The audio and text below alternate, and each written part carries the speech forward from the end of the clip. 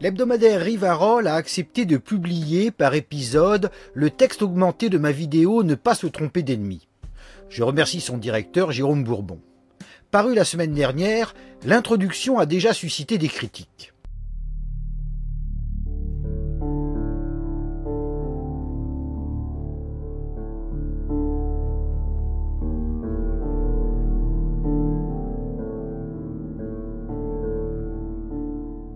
Dans une longue lettre, un lecteur, Georges Tartaret, me reproche deux erreurs fondamentales.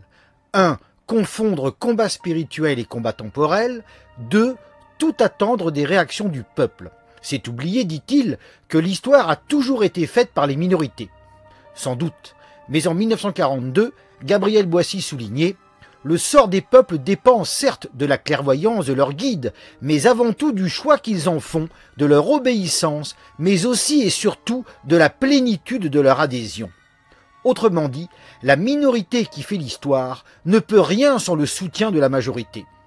Cette vérité sociologique, Georges Tartaret la reconnaît lui-même. En effet, il explique qu'après avoir ciblé le 1% de la population française capable de comprendre ce qu'est un projet de société, il faut ensuite cibler le peuple en se mettant à sa portée. Preuve que pour agir, la minorité a besoin de l'adhésion, active ou passive, de la masse. Toute la fin de sa lettre le confirme, y compris lorsqu'il invite les nationalistes à participer au combat que mène le peuple pour se défendre. Nouvelle preuve que pour changer l'histoire, il faut s'appuyer sur la majorité en canalisant sa réaction première. C'est donc avec raison que je m'intéresse au peuple. Cela dit, j'en viens à sa première critique, ma confusion entre combat spirituel et combat temporel. J'affirme qu'au contraire, j'ai raison de confondre les deux. Aujourd'hui plus que jamais, le combat temporel repose sur le spirituel. Car dans une société d'abondance, une révolution salvatrice nécessite au préalable un regain de spiritualité dans la partie combative du peuple. Permettez-moi de le démontrer. Au début, Georges Tartaret reconnaît la responsabilité de la masse dans ce qui lui arrive. Les Français sont pécheurs, écrit-il, ce qui est vrai de toute population depuis le péché originel. Dieu a créé l'homme libre, donc tantôt il se tourne vers le bien, tantôt il se tourne vers le mal. Par conséquent, le peuple doit être tenu pour responsable de ses choix. Mais quelques lignes plus loin, Georges Tartaret l'innocente. Le peuple français, lance-t-il, subit une dictature. S'il la subit, c'est contre son gré ou dans un état d'inconscience. Dans un cas comme dans l'autre, il ne choisit pas, ce qui annule sa culpabilité et fait de lui la victime d'un ennemi qu'il faut identifier. De qui, de quoi s'agit-il? Georges Tartaret désigne une secte diabolique qui, dans les coulisses, tire les ficelles. Avec le diable qui entre en scène, caché derrière ses complices conscients ou inconscients, nous en revenons au péché originel invoqué quelques lignes plus haut. J'inviterai donc M. Tartaret à relire le récit biblique qui décrit l'événement et dont on trouverait l'équivalent dans d'autres traditions. Au-delà de son imagerie naïve, il se révèle riche d'enseignements. Déjà, notez que le diable évolue dans le paradis, c'est-à-dire dans le jardin de Dieu. Voilà qui peut surprendre. Pourquoi Dieu, qui est tout-puissant, ne le chasse-t-il pas? Bien plus, pourquoi le laisse-t-il agir? Tout simplement parce que le diable fait partie de sa création. Il s'inscrit dans l'ordre des choses, dans la nature. Et que fait le diable? Il ne violente pas, il ne menace pas, il ne force en aucune façon. Non, il soumet à la tentation avec de beaux discours. Des discours mensongers que la raison pourrait repousser. Le diable est donc là pour nous faire vivre notre liberté de créature raisonnable. Allons-nous résister à la tentation ou y succomber? Et ce sont les hommes qui succombent volontairement, librement, parce qu'ils ont éclipsé leur raison pour satisfaire leurs désirs désordonnés. Voilà pourquoi ils sont punis. S'ils avaient été innocents, autrement dit s'ils avaient été trompés ou contraints, alors ils n'auraient pas été punis. Georges Tartaret se fourvoie donc lorsqu'il affirme que le peuple subirait une dictature instaurée par une secte diabolique qui tire les ficelles. Cette dictature, au contraire, il l'accepte. La meilleure preuve est qu'en 2002, il préféra l'escroc Chirac au facho Le Pen. En réélisant Chirac, il sauva la République, c'est-à-dire le système. Non, monsieur Tartaret, le peuple ne subit pas la dictature, il la cautionne au contraire. Pourquoi? Question essentielle, dont la réponse se trouve dans cette bande dessinée de René Biquel. Parmi les histoires racontées, une montre des gens tenus en laisse. Ces personnes vivent en dictature sans pour autant se révolter. Parce qu'elles seraient inconscientes de leur sort? Absolument pas. On le découvre dès le début. Un homme en interroge un autre sur la chaîne qu'il porte. « C'est quoi ça ?» lui demande-t-il. Interloqué par la question, l'homme enchaîné lui répond « Mais c'est ma protection !» Puis, devinant que l'autre ne se promène pas au bout d'une laisse, il le questionne affolé. « Vous n'avez pas de protection ?» Ayant reçu une réponse négative, il lance « C'est dangereux! Vous faites partie d'une secte !» Ces gens enchaînés ne subissent donc pas la dictature. Ils la réclament au contraire, en toute conscience, parce qu'ils veulent être protégés. En cela, René Biquel a raison.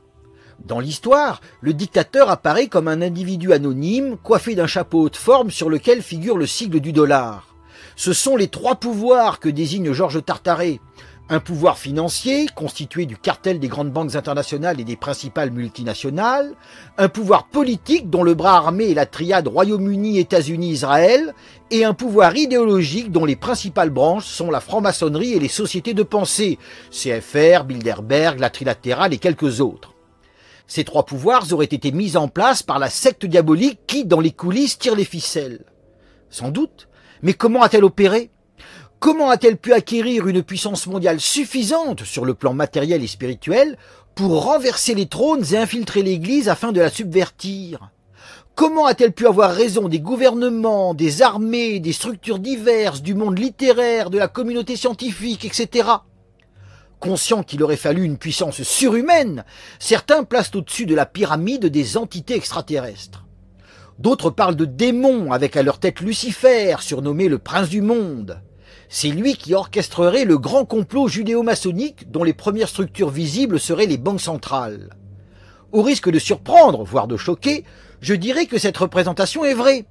Mais elle inverse les choses, parce qu'elle inverse les responsabilités. Pour l'expliquer, je laisse la parole à un ingénieur en physique, Philippe Guillemant. Dans son livre Le pic de l'esprit, il soutient qu'au-dessus des banques et des banquiers se tiennent des entités qui, après avoir été créées par les peurs de l'humanité, agissent depuis des temps immémoriaux. Ce sont des énergies qui contrôlent aujourd'hui notre pouvoir financier, lesquelles contrôlent à leur tour cette médiasphère. On imagine bien que ça ne doit pas être difficile pour une entité nourrie par la volonté de puissance que de contrôler des banquiers en leur donnant l'impression qu'ils jouent le rôle de Dieu grâce à leur argent. Quelles sont ces entités ? La réponse est capitale.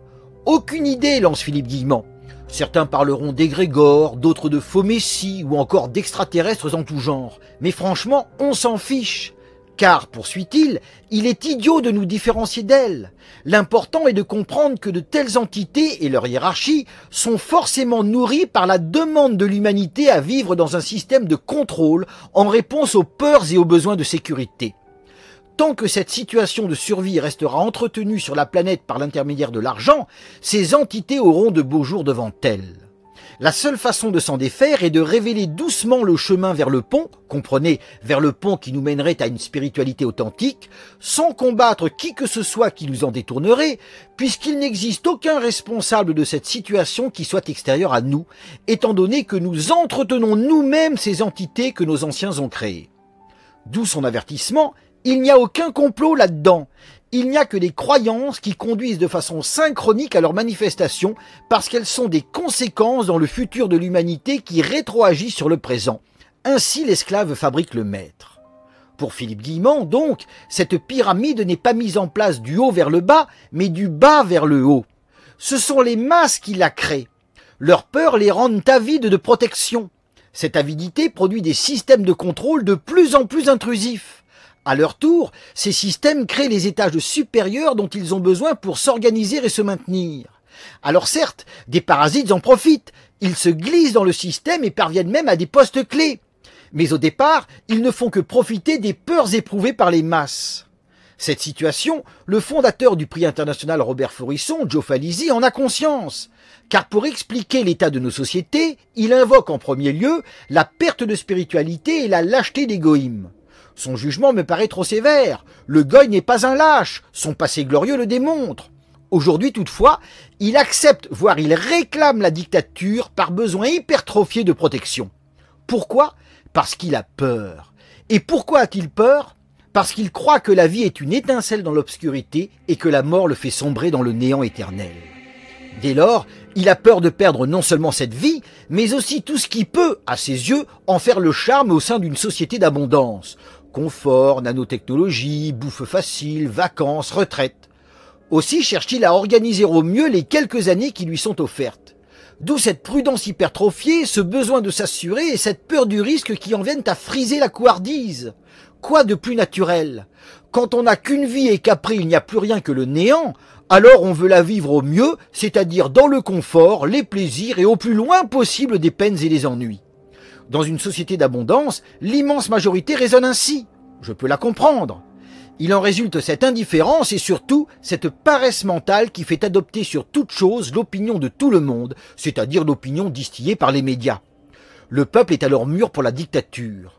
Lanza del Vasto écrit « De même que l'eau n'a qu'à s'abandonner à son poids en conduite forcée pour faire tourner des turbines et fournir des énergies démesurées, de même les masses n'ont qu'à se laisser aller à la volonté d'éluder la peine pour aboutir à la mécanisation, à la servitude, à la déchéance du peuple et aux abus des habiles, à l'exode des campagnes, à l'encombrement des villes, au salariat, au règne de la police et des bureaux, à la passion du confort, à la vie grise, insensée et contrainte, à la puissance croissante de la grande machine de l'État. » Joe Falizi a donc raison.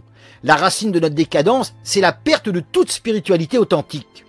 Voilà pourquoi, contrairement à ce qu'affirme Georges Tartaret, j'ai raison de confondre combat spirituel et combat temporel. Tant que, dans les faits et au-delà de ses croyances vagues, le Français moyen croira qu'il n'a qu'une seule vie et que la mort le conduit au néant, alors aucune révolution salvatrice ne sera possible. Car pouvant combler son vide intérieur dans la distraction, le Français moyen passera son temps à consommer avec comme seul impératif éviter les ennuis, ne pas faire de vagues, afin de ne pas compromettre son petit bonheur. Dès lors, en échange de la protection exigée afin de pouvoir jouir le plus longtemps possible, le peuple acceptera tout, des lois mémorielles à la dictature sanitaire, en passant par la paperasserie, le carcan des normes et des taxes, etc. Non seulement il acceptera tout, mais aussi il se méfiera de celui qui refusera de vivre enchaîné. Plus grave, il rejettera celui qui voudrait le libérer des mensonges imposés, car sans ces mensonges, la dictature qu'il réclame n'aurait plus aucune justification. Le professeur Forisson et Jean-Marie Le Pen en ont fait l'expérience. Rémi Daillé risque d'en faire l'expérience à son tour. J'ai donc parfaitement raison de lier combat spirituel et combat temporel. Ici, certains me demanderont quelle spiritualité je propose. Réponse dans quelques semaines, lorsque Rivarol publiera la dernière partie de ma tribune libre.